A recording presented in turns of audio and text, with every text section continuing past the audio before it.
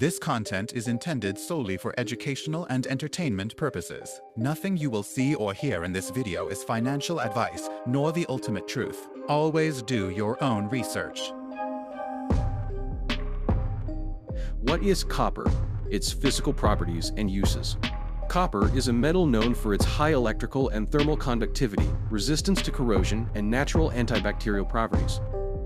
It occurs in many mineral forms, mainly sulfides, carbonates, and silicates, and sometimes also as native, pure metal.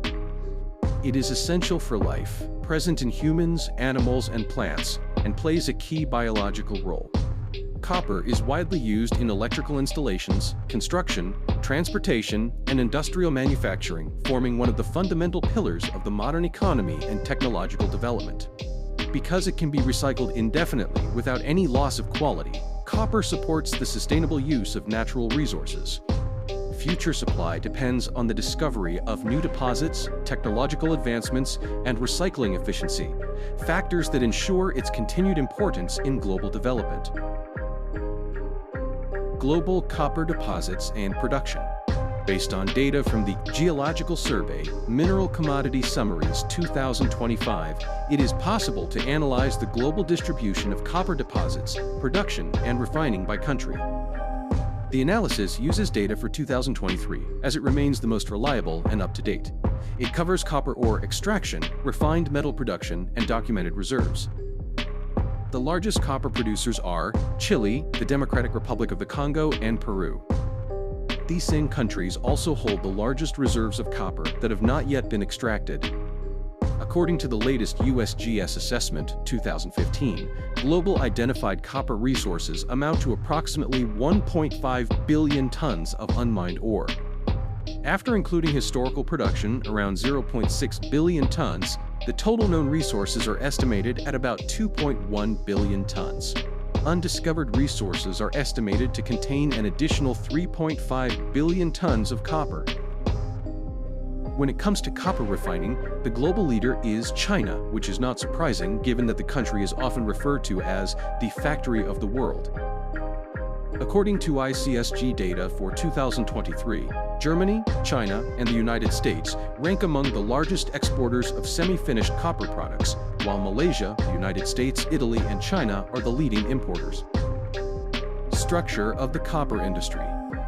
The entire industrial and business cycle of copper can be described in several key stages. Ore extraction. Copper is primarily mined in open-pit operations, which involve creating large surface excavations or in underground mines with systems of shafts and tunnels. Raw ore, with a low copper content, around 2%, is then transported to processing facilities. Concentration and beneficiation. In this stage, the copper content of the material is increased. The ore is crushed, ground, and further processed to obtain a concentrate containing approximately from 20 to 24%. Smelting and refining. The concentrate is smelted in a furnace to produce metal with about 99% purity, known as blister copper. It is then cast into large plates, anodes, which are immersed in a copper sulfate solution. Passing an electric current through the solution produces electrolytic copper cathodes with 99.99% purity. These cathodes are the global trading standard for metals, LME Grade A. Semi-finished products manufacturing. The cathodes are mechanically processed, rolling, drawing, etc., into semi-finished goods such as wires, rods, tubes, and copper sheets. Final product manufacturing. Factories use semi-finished goods to produce final products such as cables, electrical wires, motors, printed circuit boards, PCBs, electronic components, heating systems, and construction materials. The main consumers are companies in the energy, transportation, construction, and electronics sectors. Recycling and reuse.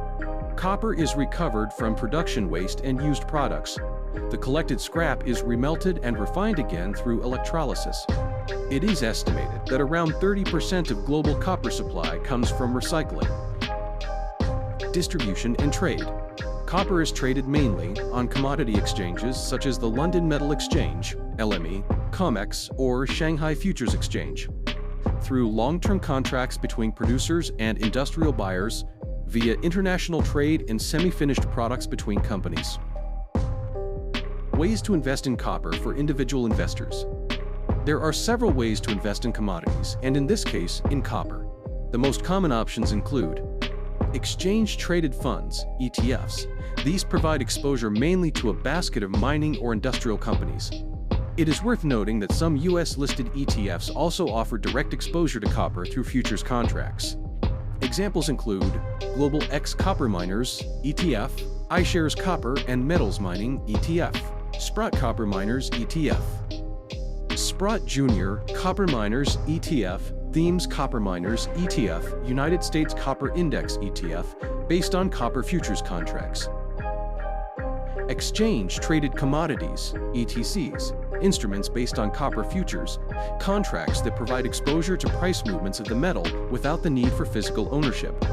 Examples include WisdomTree Copper ETC, BNP Paribas Copper ETC. Company stocks, investing in companies involved in copper mining, processing, or trading. Such companies can be easily identified by analyzing the composition of sector ETFs, such as the Global X Copper Miners ETF. Examples include Zijin Mining, Hudbay Minerals Inc., London Mining Corp., First Quantum, Antofagasta plc, Sumitomo Metal Mining, KGHM Polska Meat SA, and others. Futures and derivative instruments, futures, CFDs, and options provide exposure to copper prices without requiring physical ownership of the metal. They allow investors to take both long and short positions and offer financial leverage, which can amplify potential gains but also increases the risk of losses. Physical form, investing directly in copper bars, rods, or wires. This approach is generally impractical for individual investors due to storage costs and low liquidity. Thematic investment funds, these provide exposure to industrial metals but usually include a broader basket of commodities, meaning they do not offer pure exposure to copper alone. Future outlook for copper from an individual investor's perspective. It is worth considering the long-term outlook for copper. According to the World Copper Factbook 2024, several key points stand out. Construction accounts for around 26% of global copper consumption.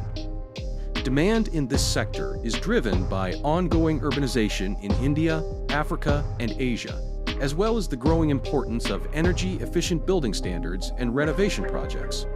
Overall, demand can be considered stable or slightly increasing. 2. Energy and telecommunications infrastructure represents about 17% of total consumption. This segment shows a rising trend fueled by the energy transition, modernization of power grids, the development of renewable energy, and the growth of electric mobility. 3. Consumer products and electronics generate around 23% of copper demand. Growth in this area comes from the expansion of consumer electronics, data centers, AI technologies, and the broader digital economy. 4. Transportation currently accounts for about 13% of consumption, but its share is expected to grow rapidly with the shift from internal combustion to electric vehicles, which require several times more copper. This will also increase demand for charging infrastructure. 5. Machinery and industrial equipment consume about 12% of copper. In this sector, demand is expected to remain steady or rise moderately, driven by ongoing automation and industrial robotics. 6. Other applications represent about 9%, and their share is likely to remain stable in absolute terms. Overall, the data indicate that global demand for copper is growing and is likely to continue increasing. Technological progress and the electrification of industry and transportation make copper a strategic material for the modern global economy. Where is it worth investing in copper right now? Since it is clear that long-term demand for copper will continue to grow, it is worth considering the valuation of financial instruments and identifying where the market currently stands in the cycle. Given the specific circumstances, the type of financial instrument, and numerous other factors, the answer cannot be definitive. Moreover, without conducting thorough fundamental analysis, investors should avoid drawing hasty conclusions. However, to outline a general direction of thought, this analysis focuses on stocks and ETFs related to the copper sector. For an initial overview, it is useful to examine the Global X Copper Miners ETF and the 20 largest holdings included in its portfolio. It is immediately apparent that the PE ratio is relatively high, and although the outlook for copper appears favorable, the price one must pay to get on this train may be steep. It is also worth considering the nature of the individual companies included in the fund's portfolio. But that is a topic for a separate analysis.